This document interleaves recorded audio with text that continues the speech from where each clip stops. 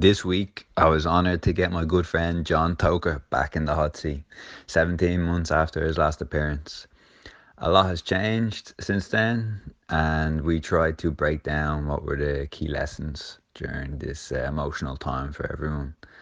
We focused on working from home, relationships, and difficult conversations, which I'm sure will resonate with every listener in one way or another. This conversation was definitely cathartic for both of us, and we'd love to hear what you think. Thanks for listening. I wish you a wholesome week. John Toker, welcome back to the Earthly Delights. Absolute pleasure to have you back in my room, back in Kimmage, back in Ireland. What's the crack? Pleasure to be here, Jim. Back in the bedroom in Kimmage. A long time coming. Listen, no real crack on my end. Back in Ireland, which, depending on when this pod goes out, will be strange to hear. Yeah. After the year and a bit that we've had, but good to be back with family and friends and seeing everyone and enjoying it. Yeah. No crack, but that's good crack. Yeah. Absolutely. Like, no news is good news. Yeah. For those listening, I've been thinking about this for a while, and it's kind of been on my radar to mention it, I guess, in on one of the podcasts we record. But kind of me and John, just before we recorded, we were kind of giving each other like props, because props sounds something like we were pumping each other up. Yeah. It wasn't like that. We're not in your bedroom just pumping each other up. It was more basically over the last few weeks I've had the opportunity to reflect on how little, unfortunately, men in my life, and I think a little generally, don't kind of give other men close in their lives just like, oh hey, like I'm a big fan of your work, or I appreciate the fact that you are consistently there, or you're quite kind here, or you're really hard working, and all these things, and I'm consciously trying to be better at it. So like, you're in my room, haven't seen you in so long, I wanted to say that to you. And yeah, and then what comes on to there is that like Irish men don't like receiving this kind of it's a strange one. Yeah, it's a strange one. And on that topic, like you and Seb, who's not in the room, in a different country, he's here with us. He's here in spirit. But amazing work on the podcast. It's funny. The last time we were sitting here recording it was like an unknown. I don't think any of them had been like published. True. And now it's like a weekly me listening to it, so I feel like I have this catalogue of your questions. I feel way more equipped for what's coming. No more curveballs coming at me because I've listened to it. But yeah, credit to you for such fantastic work and honest work, not tailoring it. Not the questions aren't the same. It's always you can tell it's real, and it's seldom you come across that in new media. Are we calling it new media? New podcasts. But yeah, no, credit to you. Appreciate it. Proud of you. Honestly. And yes, Seb knows I'm proud of him. And I'm proud of Seb as well. Yeah, like John's proud of you, Seb, as well. I've never met Seb. Which is a strange one. Like, yeah. But it's great, like if you had told me this maybe 2 months ago, I would have been kind of uncomfortable receiving this. But because of whatever has happened over the last 6-7 weeks, I'm more comfortable just receiving someone who I respect and care about, and they're just saying a nice thing about me. And I shouldn't reject it. You know, it's not just like, it's not, oh yeah, I am in that class, but it's just nice. Cause you like getting it. Yeah. But it's hard to take. Yeah. Isn't it? Yeah. Like, but even back when we were in school, I feel like it is an Irish thing. Like, it's kind of taboo to get, like, if you get praise for something, you're kind of like, oh man. Play down. I don't really want people to know that I'm good at that, or and there's certain things in Ireland like sports or whatever that if you are good at it, but even then most of our successful sports people play down a lot of their achievements, and you'd often run into people that and you've probably heard it, like especially elder people are like, geez, he was an unbelievable footballer when he was younger, or he was the best footballer I've ever seen, and you'd never know, and you'd never but it's a strange one. Isn't that, I was just popping to my head here, is that I notice a load of Irish men, or just men in general, would say, for instance, say me and you are a fan of our friend X, me and you go, X is so funny, he's a gas man, and love him for this, love him for that. But we never tell X. Oh, it's this, past tense Yeah. thing in Ireland where, like, and even, older generations now, they heap praise on people when they were younger. But in the moment, it's really difficult to give it, and it's really difficult to take it as well, which is what we're talking about. That's like, it. It's when someone looks you in the eye and says, I'm really proud of what you're doing, or I think you're doing really good work. The natural instinct for, and I don't know if it is Irish people, but the natural instinct for us is to just go, oh no, Deflect. yeah, thanks, but Anyone could have done it. shut up now. Yeah. Don't tell anyone else, sort of thing. So, yeah. Yeah.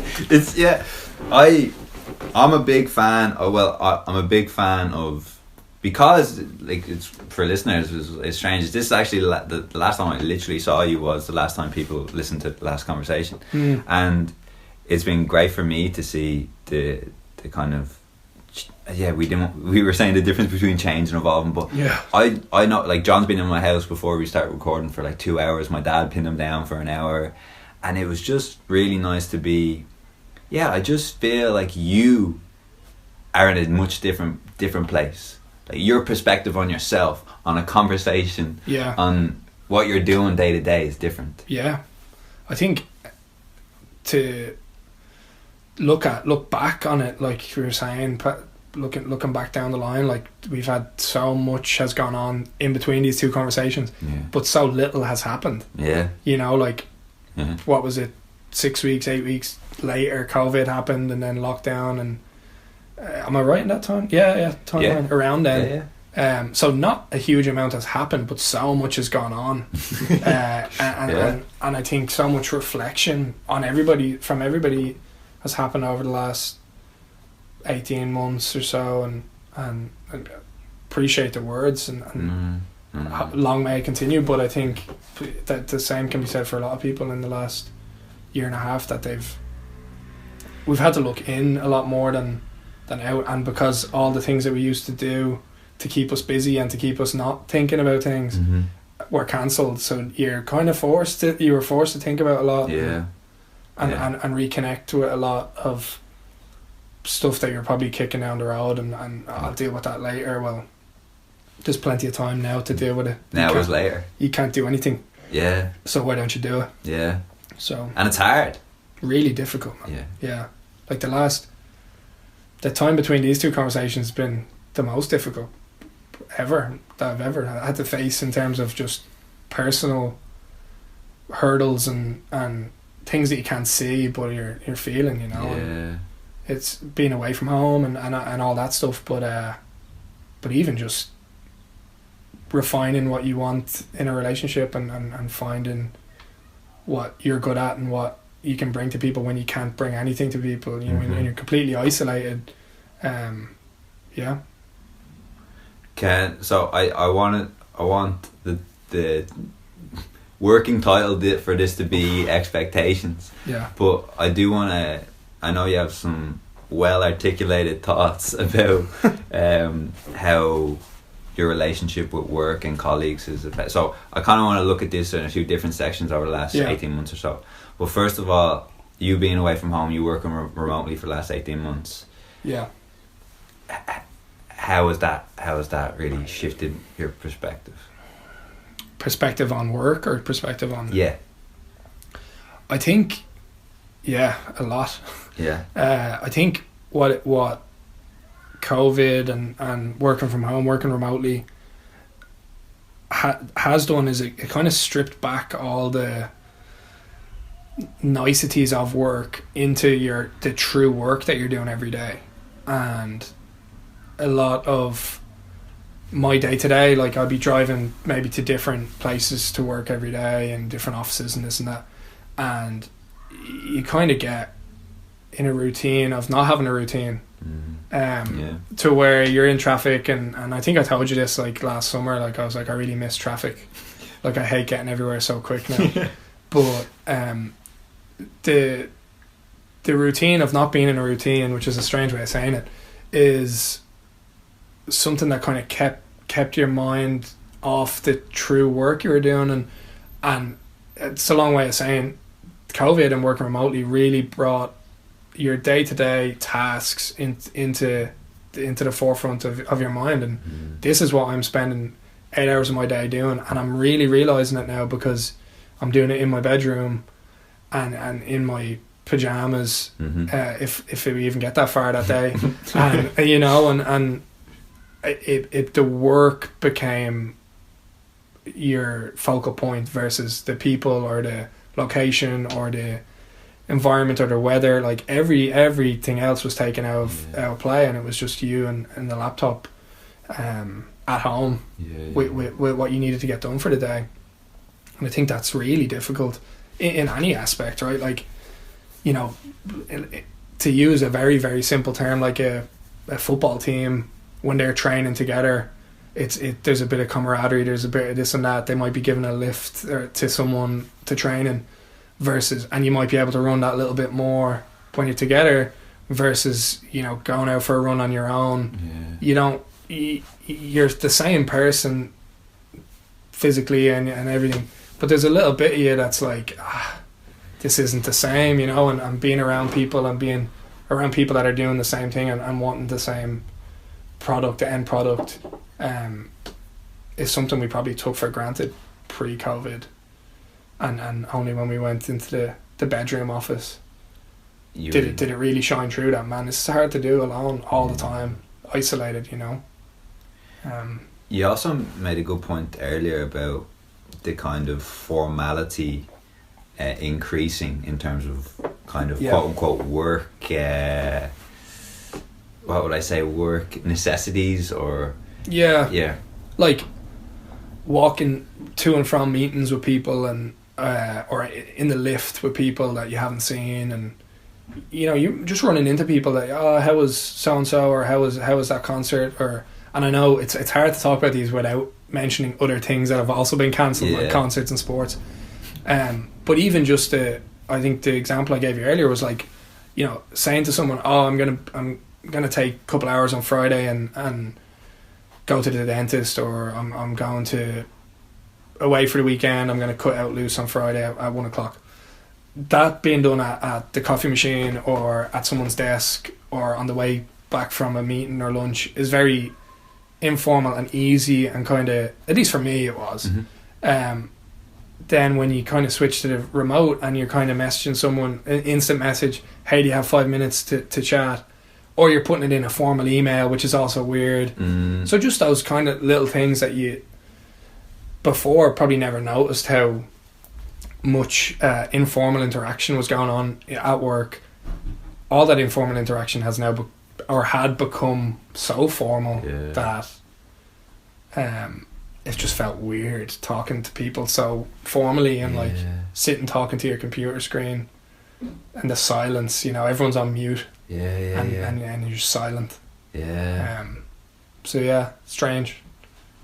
You sent me an article not too long ago about the disintegrating trust levels between that could have gone anywhere. Some of the articles I've sent you, we won't talk about some of the articles. That could have gone anywhere. No, the trust, trying to think the author caught me off guard there, but that, as in, it was much harder to trust people virtually than it was in person. I think the article is really good, and maybe we can lash that into the description. The old show notes. I always wanted to say that.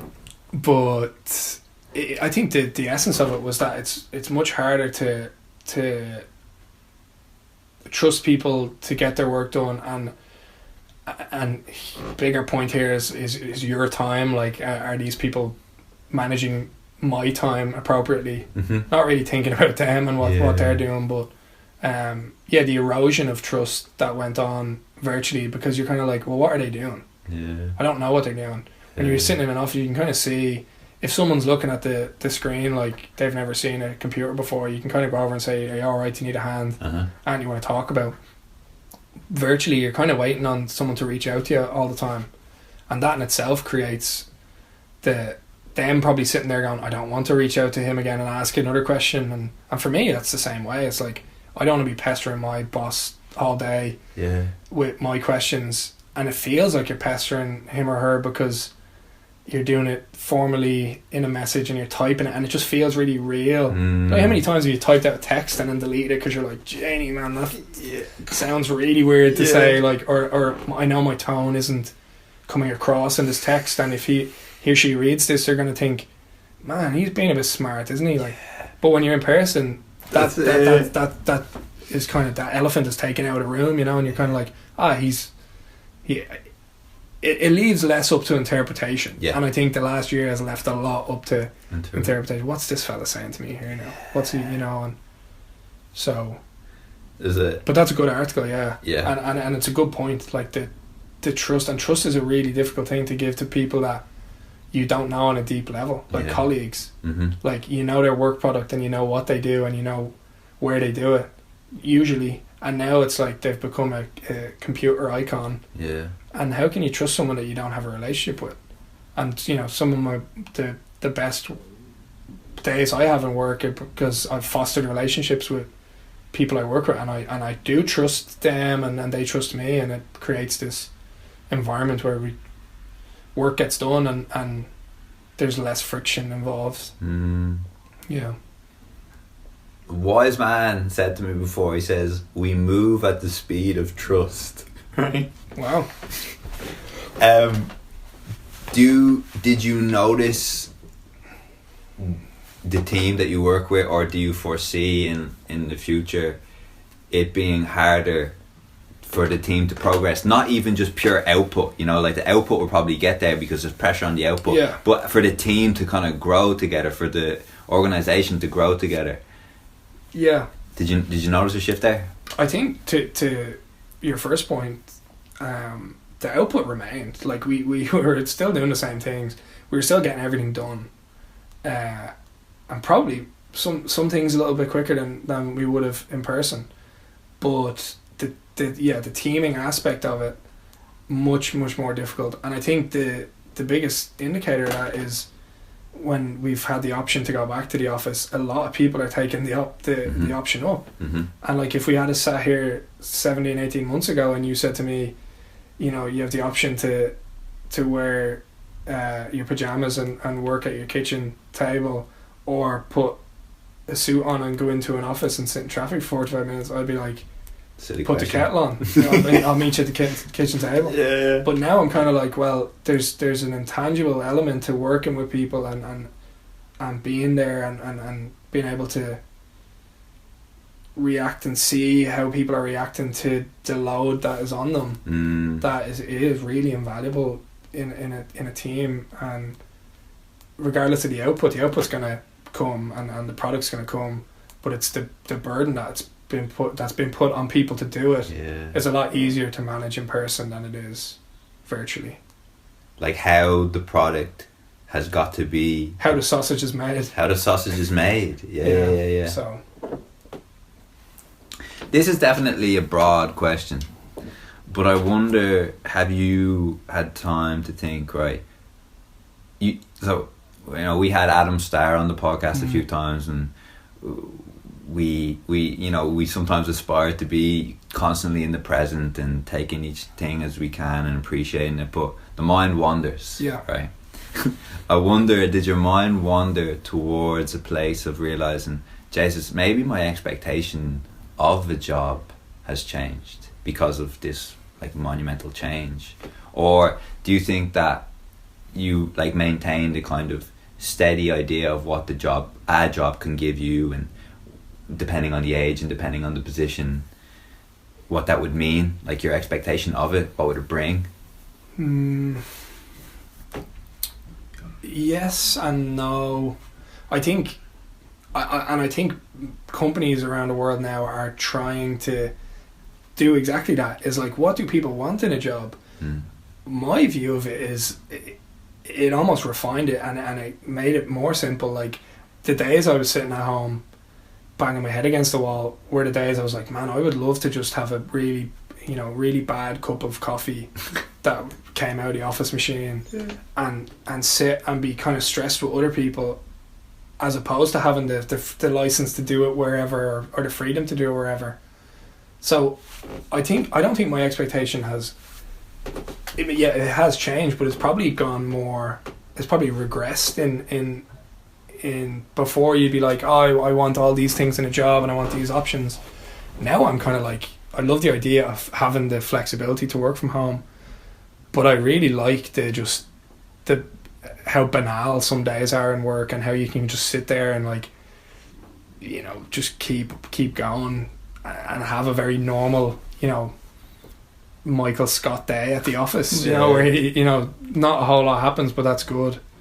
The expectation of change in the work environment kind of puts it more on the people then to, well, what do you want? And I don't think people really know what they want from a job. Most people don't. Most people do a job because they have to do a job. Yeah. And I think putting it on, hey, what do you want from it? What's your expectation from a job?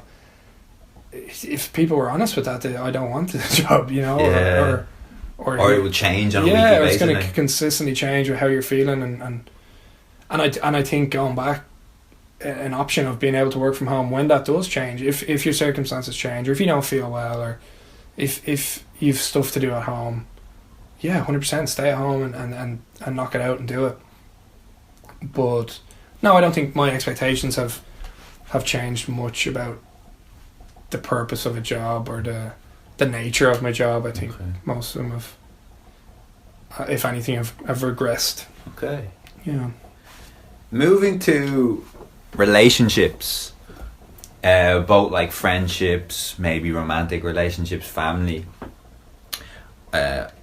I don't know, like I didn't even ask you this. I kind of think that we've got a bit closer over the last, say, 12, 16 months, which may sound strange to people. Really strange. That I haven't seen you physically. I wonder, has this time changed or like flipped your idea of what a good friend is, what your expectations are of like a good healthy partnership? Yeah. Has that changed? Yeah. Yeah. Definitely. Don't know if I have the sound bite to get it out in 30 seconds, but I'll go on a ramble. No, here, I'll ramble away. Please ramble.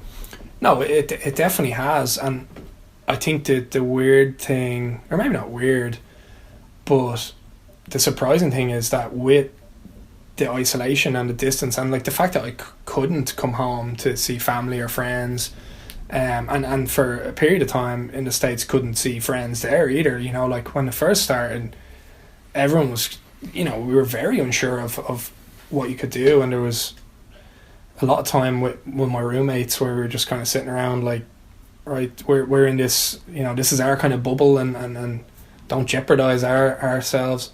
But with that being said, I think we've gotten closer, but we've probably spoken less in the past year than we have in other years.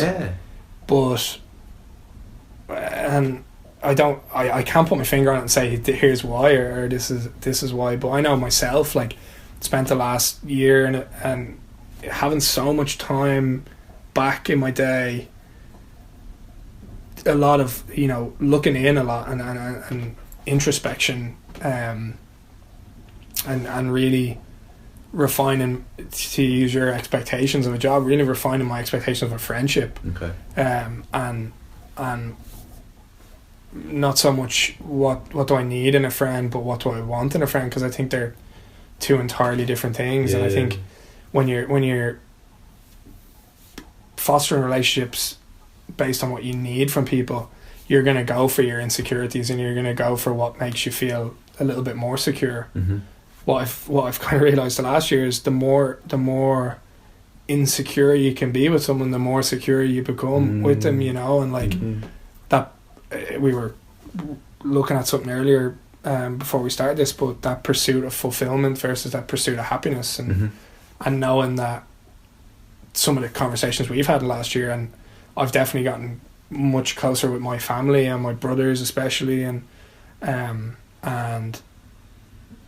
to say that after a year of not being able to see them, like literally you can't go see them, to be able to turn around and say we've gotten much closer, and there's much more substance to our relationship now than there was before, is really, really odd.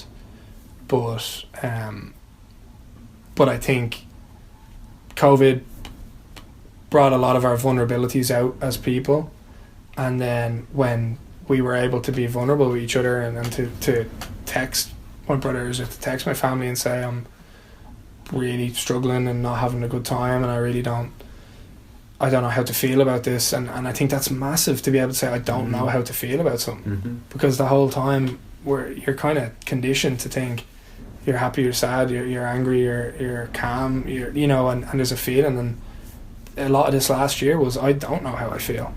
I don't know what's going on, and I don't know what to think. And being able to say that to people create such a strong foundation of fulfillment rather than happiness, because we can't always be happy. Yeah. But I know that I'm fulfilled in my relationships with people, and I know that whether that's girlfriend, brothers, friends, that they've seen me at my worst, and I've let them in at my worst, and that relationship is really fulfilled, versus just when we're happy, and when we're not, it's ground zero. Yeah, exactly. So I think if anything, the last year has opened up new corridors of conversation and allowed people to be vulnerable, and allowed people to say, oh, this really isn't that good, is it? Yeah. And it took a global pandemic for some people to be able to look at their friends, and on another token, some people that they were probably quote unquote friends with, that they didn't really have a relationship deeper than we're interested in the same things, or we've been friends forever. And time isn't a value that trumps that security, trumps the quality. Yeah, exactly. So that was a long-winded answer, but this substance of my relationships across the board in the last year have definitely I don't want to say improved, but deepened. Have deepened and grown. But it's definitely not an easy thing, and it's some of the conversations and some of my friends, I know who my true friends are, because they'll push back on a lot of things, and they'll say, I don't agree with that, or I don't think that's right, but or call you on something, and I think that's a level of growth that BP before pandemic we didn't have time to really look into and break down. So yeah. You mentioned when we were talking before about wishing that we had a new word for friend, like in-depth friend. And one thing that I've been noticing over the last while is that I've kind of been coming to terms with the idea of, listen, this is my friend that I really would love to talk about these things with him or her, right? I really value their opinion. I feel like I'm getting honesty, regardless of it might initially jolt me, or my ego might not like it, but they'll give it to me, they'll be honest. And then I also have these other friends that we can talk about certain other things that may not be as pressing or as don't dictate my well-being as much. Doesn't mean that I don't love them or I don't care for them, but there's just kind of, for me anyway, it's been a while where I've gone, okay, I'm having this issue, I have these needs, right? And this is what was really beneficial in my relationship was I have these needs aren't being met with this person in this kind of dynamic. That's okay. We can either work on that in a relationship, in a friendship, or we can either go, I appreciate this person for this circumstance, but for other circumstances I'm leaning towards these people, Yeah. What I said to you earlier was the people when you're really down, the people that you can go and talk to, that they don't have to get straight into the agenda of, hey, or isolate the person that's upsetting you and hate them just to make you feel better. Yeah. There are people that you can go to, and they're gonna look at I don't want to call it, look at the relationship or the moment in itself impartially, because they care about you more so than they care about you being happy. And they care more about you as a person than you saying that you're happy, or it's a weird one, but yeah, the word I'm trying to create is something that's a friend, but someone who you can really, really rely on and lean on, and I think in the last year you start to see who those people are, and you start to develop new relationships with people that are of that level for you, and that's, we were saying earlier, like that's such a privilege to have moments of despair with people, and to where people will confide in you in their vulnerable state, or are willing to say, hey, I really don't agree with you, Jim, and I don't agree with you because I love you.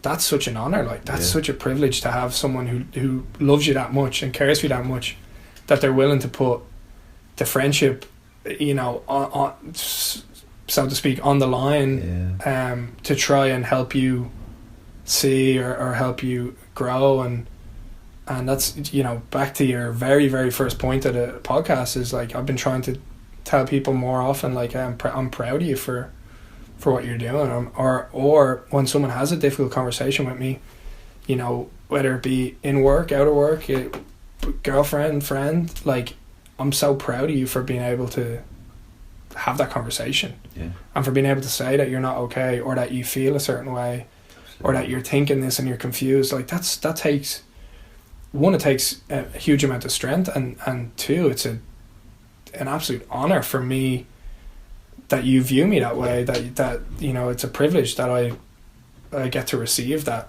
from you. So if whatever the new word for that person, elevated friend or crutch friend, or whatever it may be, but we'll have to we should we'll do think some, on the word, we should do some brainstorming, because I think if we can create that word, then we're probably onto something. Can we patent the word as well, then make we some might money off we it? might get out of the bedroom for the next episode. We might be in like a studio or something next time. Here, the future of Earthly Delights is unknown. We'll see. But totally, man. I've noticed also that I'm less inclined now to chit chat and to say easy things, and to not kind of cut. You mentioned elephants in the room before. You know, sometimes I'm talking with people I know relatively well, but they're just like elephants in the room, and I, like you said, I think it takes courage and kind of to be able to go, right, I'm going to say something here, and it may be initially uncomfortable, but that's only because I care about this friendship, this relationship, or you. Not, I'm going to say, oh yeah, it's grand, I'm not going to say something easy, and you might feel a bit better about it that day, but then next week it's the same thing. You know, sometimes it's just, and because, like, man, I was only saying to my mate a few weeks ago, very often, I think but I know just me personally, I'll ruminate on something in my head going, this is going to be awful, this is real difficult, they might react like this, and then I might feel like this, and then I'm just in my head. And for me, just in my experience, you can tell me what it's been like for you, but the reality is usually not half as bad as what you're thinking in your head. Never, If you can just... But you manifest those things in your head. Like, you start to think, like, this is the end of the world. Like, if I tell this person, and I, you know, I think the best example is when you're in a relationship with someone, and you can tell there's something on her mind. Like, you know, personal perspective, like, I can tell there's something on her mind, and I want you to tell me what it is, because I know you'll feel better about it. But in her head, or in my head, like, I'm guilty of it as well, it's, I don't want to hurt them, quote unquote hurt them, or I don't want them to feel like I'm this is coming from a bad place, and you know, offense is a personal thing. Like, you decide what you want to be offended by, but it's always better to just get it out there, and not manifest that in your head. And half the time, probably more than half the time, the longer I think about something, the further away I get from a quote unquote a moment of clarity. You know, like, the more you think about it, the further away it gets. And I think, again, having friendships and relationships that you're really fulfilled in opens those doors a lot quicker to being able to say I'm unsure about this, and when my girlfriend says, hey, I'm unsure about this, or I don't know how I feel about this, or I don't know what I think about this, or and it's directly reflective of me, right? It's me she's talking about. Like, I'm so, again, honoured that one, she put that thought into me, and that the level of care with my life, but also, like, so proud that someone is that strong that they can bring it up and feel like they're supported, and feel like you can grow through it together, versus constantly thinking of, oh, well, what if I say this and he takes it the wrong way, or what if I say this and she takes it the wrong way. I think sometimes you have to take things the wrong way to see, like, hey, there's a better way of taking that next time, and I think you'll probably piss people off at times in your life with good intentions. Absolutely. And you'll, but as long as you're secure in your intentions and feel like it's just, then there's not a whole lot more you can do on that front. So it's something we just touched on before we started recording, how your willingness to have this kind of difficult conversation, your willingness to say this awkward thing, even though it may initially hurt. Yeah.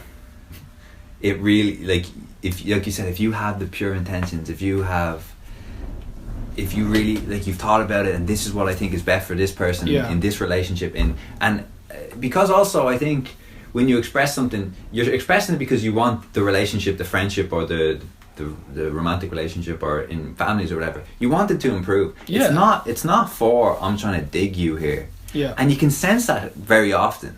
You know, if someone's just trying to dig you, you can really notice the difference between if someone's just saying something to you and they're saying it with compassion, they know it's hard for you, but they just think it will help you onto the next one.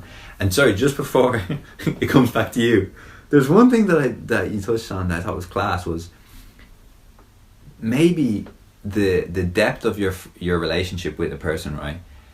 Not only would it facilitate this person being vulnerable with you and vice versa, but on the off chance that someone gives you the answer, you know, maybe they're in work mode, and maybe they're telling people everything's okay, and maybe because, you know, they've been asked how are you doing 5 times today, and by people that don't really care, and then they come home and you're just quickly, oh, how are you? And yeah, I'm saying I'm fine.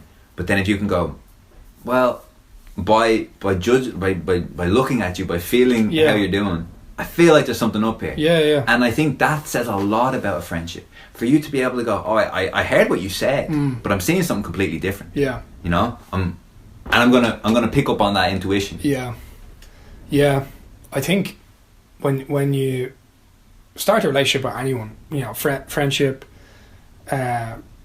loving relationship, family, well, you don't really start family relationships, but you know, any relationship you have is, once you open up to someone and you let them in, so to borrow a Hollywood phrase, once you let them in, you're kind of giving them a license to hurt you. Like, you're giving them the map, and you're saying, right, here's where everything kind of lies, and you have to be okay with the fact that, one, that you're given the control. Not control is such a bad word there, but you're giving them a license to let you down as such. But what you're also giving them is the map to when you're not feeling great, or when there is something on your mind, they can kind of tell. And whereas your boss might not be able to see it, or your friend that you're not that close with, but like when you're in a relationship with someone, you can kind of you can tell when there's something on their mind. And to back to your point, is when you then approach it and say to them, like, I think something is on your mind, and you know, let's talk about it. That's more that's using that license. That's you know, you're taking it out of your wallet and saying, remember you gave me this sort of thing, like, you let me in, like, I have the key, you know what I mean? And I think sometimes we get blinded by the option of the hurt. Like, it's gonna really hurt if this ends, right? And the longer a relationship goes on, and people look at time as this, like, you know, currency for a relationship, but they're together 10 years, like, how could they break up now? But the longer that goes on, and the closer you can see the hurt coming at you, you kind of do back away, and any question of that hurt, you're kind of batting away from it and saying, I'm fine. Yeah. Because you don't want to get into it, because it may lead to the inevitable hurt that comes with a relationship. And that could happen after 2 or 3 months, Yeah. 2 or 3 weeks, Yeah. or 30, 40 years, Yeah. you know? And I think any relationship that you have, that you get to that point after 3, 4, 5, 6 months, you don't look at it, and I think people are really bad at, you know, if people are together and then they break up after 6 months or a year, you're kind of like, it was only a year. Kind of discounts the fact that they might have gotten tense as balls. and they might have gotten to that point that some other people might not get to until they're 10, 20 years into a marriage, and they're like, geez. So I think all that to say, it's really hard to it's really hard to objectively look at something so subjective like a relationship. Yeah. But when you can, and I think that's that level of growth in the last year that we talked about, a lot of us are just seeing now that we can be hurt, and we can be vulnerable, and we can be open, and it hurts, but like, it's not the end of the world. And if you're in a relationship where someone really truly cares about you, then the hurt is just almost like it's almost a good thing that you're hurting. It means that you care, right? It means that what you've poured into it was worth it, because that person's grown, you've grown, and the license to hurt each other is almost it's the throwaway of how much growth has gone on between the two, and you kind of say, yeah, it does hurt, but like, a lot of things hurt, you know. I like the license metaphor, right? Yeah. And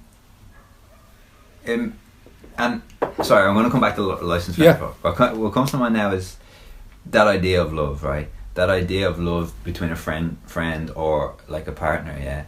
And my relationship recently ended, and it wasn't as like catastrophic as like previous short-term relationships, because for me it was really like, I really did love that person, and it was not like a conditional, as long as this person is with me, or as this person does this or does this thing. No, it's really like, I love that person, and even if that, and I want the best for them, and even if that means them being like, even if that means like on paper or in your immediate future you not getting what you want, that's what it is. It's giving up a bit of the ego for their happiness. I think one of the Adam Starr was on the pod twice. Adam Starr's on the pod twice. Shout out Adam Starr. Shout out Adam Starr. But one of the podcasts, I think early, he gives his definition of love, and I think it's an amazingly simple definition of love. It's just like one that like you listen to it, and I remember rewinding it a couple of times and being like, right, where's the definition of that? But I think, and I'll butcher it, and I'll apologise to Adam right before I say it, but it's along the lines of like, loving someone is just having that burning feeling inside that you want them to be happy, and I'll go back and say fulfilled and happy, because we talked about it earlier, but it is, and I think to your relationship or my relationship, it's like loving that person is wanting them to be really, really happy and really, really secure and fulfilled in themselves before they are with you, and not seeing it as they need me. Like, I'd much rather be able to say they don't need me, but we're really good together, and a partnership versus a relationship built on, well, we kind of rely on each other a lot to do things, and I think you can complement each other, but relying on each other gets a little bit difficult. Squirrely, Seb would say. Yeah. On this, right, on the metaphor of the license, right, do you also feel, or in your experience, has it been that perhaps in some areas, because this person has given this license to you, that, and maybe they haven't been I mean, it's impossible, as you said, to be like objective about your subjective experience. Or whatever. Yeah.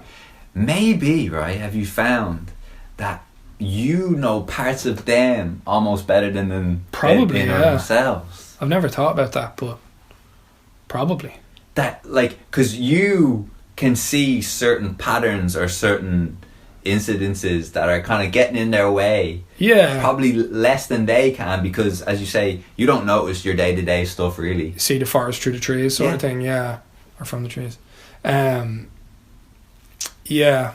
I think the first thing I thought of when you said that was you kind of give that license out to people, and sometimes you might get it back and they might say, I'm alright, thanks. Yeah. Like, and Yeah. or it ends in hurt, and you're kind of like, well, I opened up and they hurt me. I do believe that, you know, weeks, months, years later, there might be a moment where they're kind of sitting, or something happens, or an event, and they kind of go, oh man, like Jim actually really just did care about me that time.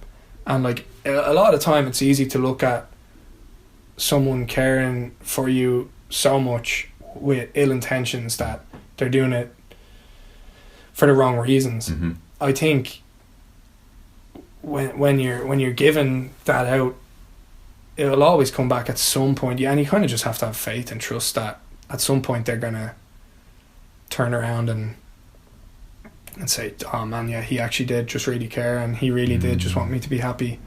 And that's what love is, versus, you know, loving someone for what you get out of it, or what or what they do for you, or etc. So yeah, You think Adam Starr was way more concise with with how he did it. I'm pretty sure that was the exact definition. It's just wanting someone to be Happy. Yeah. Really, really happy. Thanks, Adam. Yeah, I hear. I've re-listened to Adam a few times, to be honest. Yeah. The other thing I thought, like, now that we're on it, just to go over again, was the idea of the relationship and love, and that, well, love's coming from you. Like, you have the love. Yeah. And you're choosing to see this person in such a way that where you love them, and then you want the best for them. And yeah, I think unfortunately, like, we fall into the trap of like watching a lot of Hollywood movies, and just not even Hollywood, just your bog standard movie, TV series, books about like this person, we fell in love and I felt amazing, and this was love. Mostly fiction. Mostly, Right? Like, mostly fiction. Like, not much non-fiction. Twinkle love, rainy night in Soho, sort of like picture perfect love. Yeah, I think it's a trap, and I don't want to get down the canal of social media, but it's a trap that we're kind of setting it for ourselves and then falling into it. Yeah. And then on. But yeah, there's so much out there that tells you what it's supposed to be like and how magical it's supposed to be, and love and our relationships are just very ordinary things, like extremely ordinary, and the more you love someone, I would argue, the more ordinary it gets. You know, like it's like a practice. Yeah, because you know, after weeks and months and years of being together, what you do together, and what you're not going on dates all the time, and it's not all fireworks and nights out, but it's extremely ordinary things. You know, can I get a lift to work? Are you making the dinner? Why have you not done the washing? You know, the dishwasher's not done. It's and it's, they're never going to make a movie about love. Like, I'd watch that movie. I would watch it. It'd be some independent Yeah. thing that doesn't make any money, of course, but it would be. But it is. It's very ordinary, and I feel like saying ordinary love out in the world. There's definitely a song or an album, and we're probably treading on somebody's work here, but it is. It's just very. It's almost boring. Like, relationships after a while, you know, and the movies and the books kind of tell you that the fizz and the spark and the fireworks have to be there, and I think there's an element of that, and an element of attraction, Mm-hmm.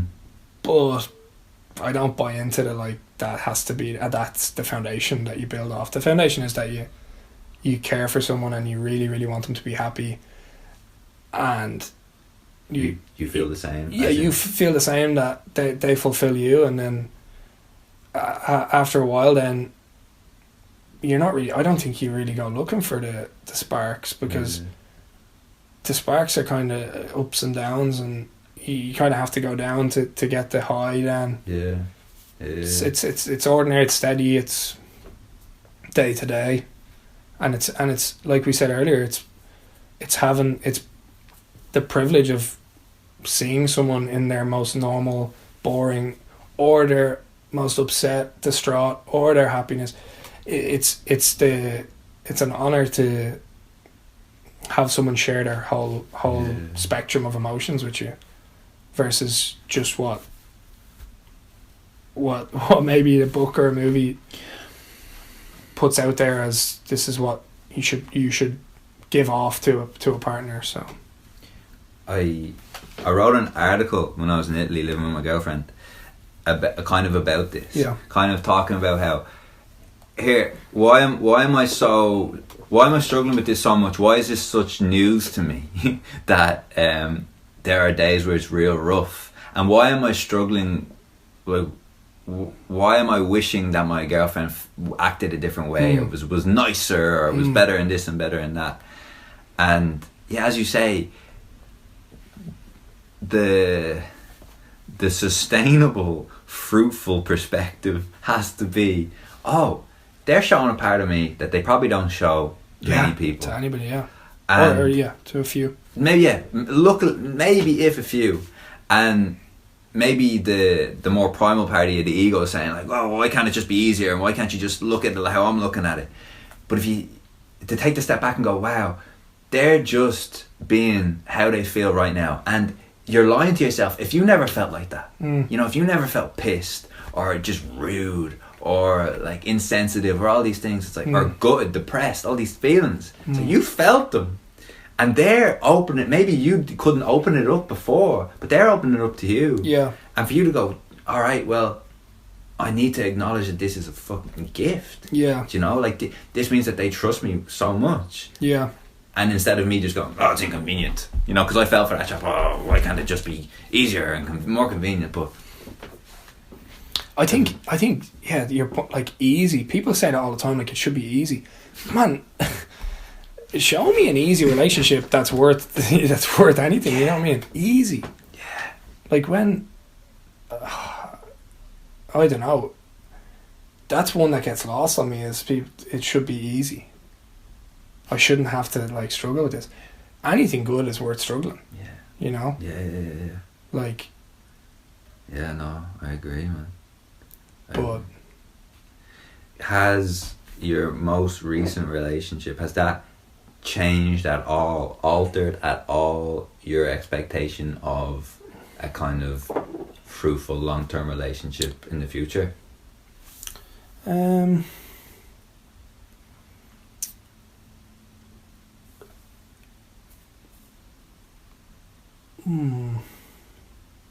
Yeah. Yeah. There's elements of I think all relationships that you're kind of, if you can look at it 30,000 feet and also be on the ground, you can kind of say, well, I feel this, but I'm looking at it and that might not be right. There's elements when you get out of a relationship that you get both perspectives.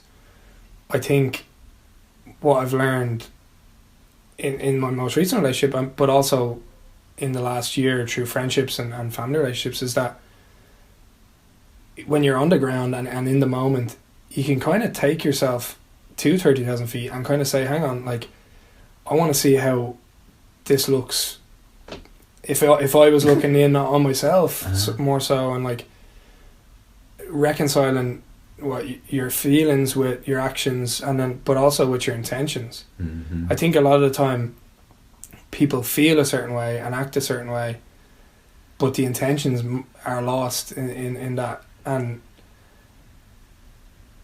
when your intentions aren't clear as to why you love someone or why you want to be in a relationship with someone, then it's easy to slip into the selfish side of, without clear intentions, you're really just, it becomes self-serving.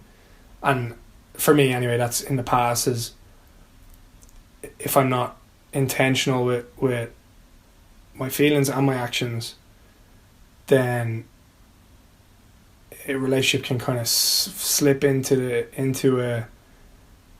it's serving both people independently but not them together, if that makes sense.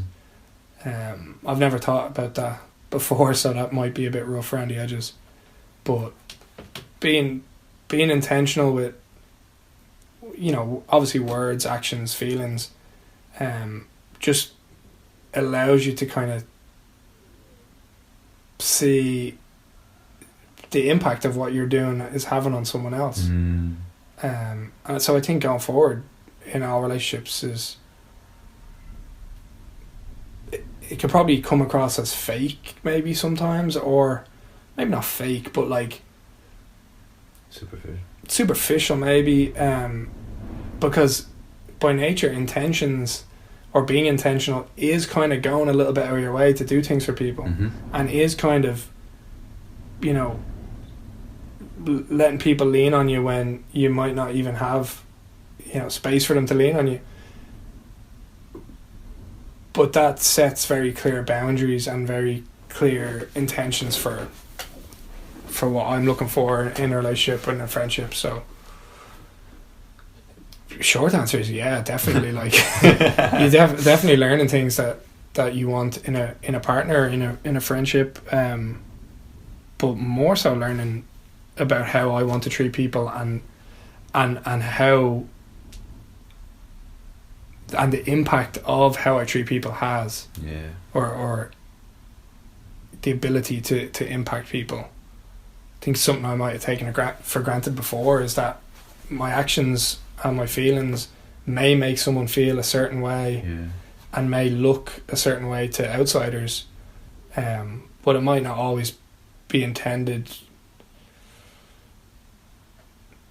It may not always have been with the intention of them being really happy. It may have been a little bit self-serving in that I didn't know, I might not know what to do, so it's easier to just do, instead of talking or thinking and trying to figure it out, you just do. And I think that's a trap that I've fallen into in the past, but one that I'm kind of aware of now, and especially with friendships and colleagues as well. More so, but across the board, totally. Even I just know for myself, like I had a difficult conversation with Seb not too long ago, and I wanted to be super conscious of that, because I care about Seb so much. That it's like, if this isn't received well, I want to reiterate that this is not my intention for you to be hurt. I promise it's coming from this place, like it really is. And unfortunately, like you that's the thing, you do it with the faith, like with the trust in that intention, because you can't control or have any impact on how it will be received. You don't know where the person's at that day. Maybe they had a fight with whoever. They're all over the place in the head. We don't know where they're going to respond well. But like being intentional, like for sure you do kind of quasi nice things with maybe somewhat not even skeptical but reasons, you know. But maybe you do something that comes across as a bit senseless or a bit inconsiderate, but really not. Like, no, I thought about it. It was it was intentional, and I hope that it can help in a situation. But that's helped me, man, with friendships, with like speaking with you and other friends, where it's like, okay, I've realized that right now I need friendships where like they can say something to me and it might not sit well with me for a week, for a month, but I've let them into my life, and I've showed them, I've given them the license.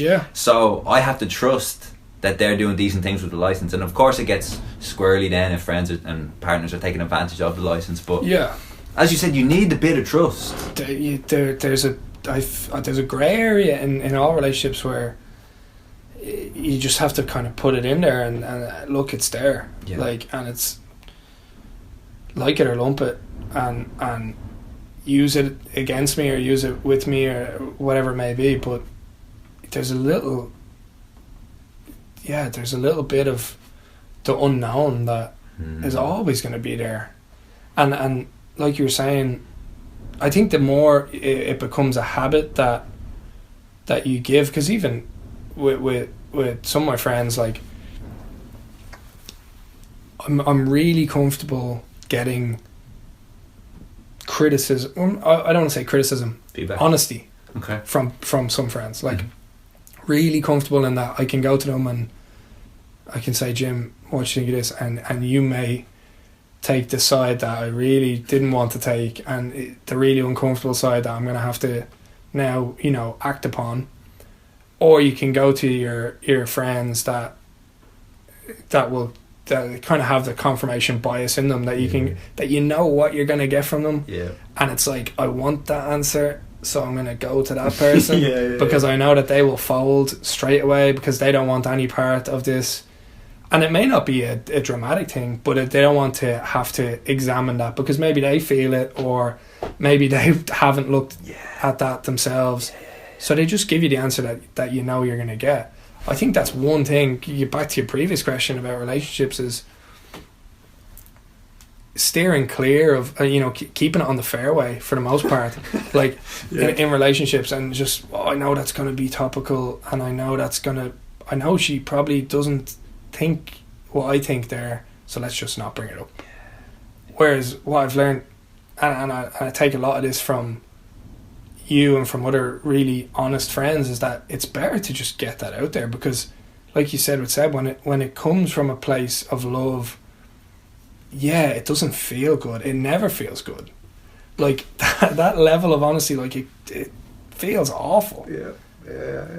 But once the intention is pure and it's backed by love, like you kind of have to, again, you're privileged to have that, and to not just have yes men and yes women around you that are going to tell you what you want to hear, and then all of a sudden you realise you've alienated people that really care, and you're just stuck with people that are giving you the answer, or are hating people that you currently hate in this moment. Currently hate right now, just so that you feel better about yourself. I think that's an awful trap that I hope I never fall into, and I hope my friends never get to that point where. And I know some of my friends wouldn't come to me with some things because they are going to get the honest. Yeah. But and that's okay. Yeah, that's fine. Like you were saying earlier, that's part of it. Yeah. Then it was just, for me, it was just fair, and then in the near future I will make. Like you accept that that's fine with them. But you also have to go, okay, well then in the future I'll have to understand that unless something changes, this is the kind of response or rhetoric or angle that I'm going to receive from this. And then I also think, like, again, to me there's nothing wrong with you having friends where you have a certain depth of conversation or a certain level of honesty where it's not unhonest. You know, they're not lying to you, but they're definitely not giving you something that would kind of instigate some initial hurt that might actually pivot you out and then get the and then then it's like everyone's own kind of journey then to go, okay, well, like, how often am I getting pushed here? I think there's an element of people giving their time, not in the not like, hey, Jim called me an arsehole and I really want to talk about it, and you meet up and you're like, Jim called me an arsehole, well, he's an arsehole. Like Jim, he's you know what I mean, he was an arsehole to me 2 weeks ago. I remember that. Not that kind of time, but people giving their thoughts to something. And like, there's often been times where I've sent you a message, or I've sent some of our other friends a message, and it might be a week or 10 days before I get anything back from you. Like, you're like, let me think about it. And I think putting that level of thought into something in a friendship is it lets the other person know like you really do care about them in the situation, not just the outcome. Because it's easy to play for outcomes. It's easy to say, oh well, Jim's an arsehole, wash your hands of it. It's much harder to look at a friend and say, well, how does it make you feel, or why do you think you feel, or why do you think you're offended by that? Like in the nicest way, have you ever considered the possibility that you might be the arsehole? yeah. And that's and it takes a big person to do that, because and you might need to, you might not get the response you're hoping for, but you kind of have to be alright with that. And it could be a year and a half later, and you could come back and be like, oh, I was being so ridiculous that time. I really do appreciate that you were honest and open and honest with me as a friend. But that time is, for someone to take that time to think about your situation, and that's investment in you as a person, you know. Yeah. Absolutely, man. Before we go, I want to ask you also, have the ways you look after your mental health changed since the last time I asked you? Before we go, you have this nice book in front of you.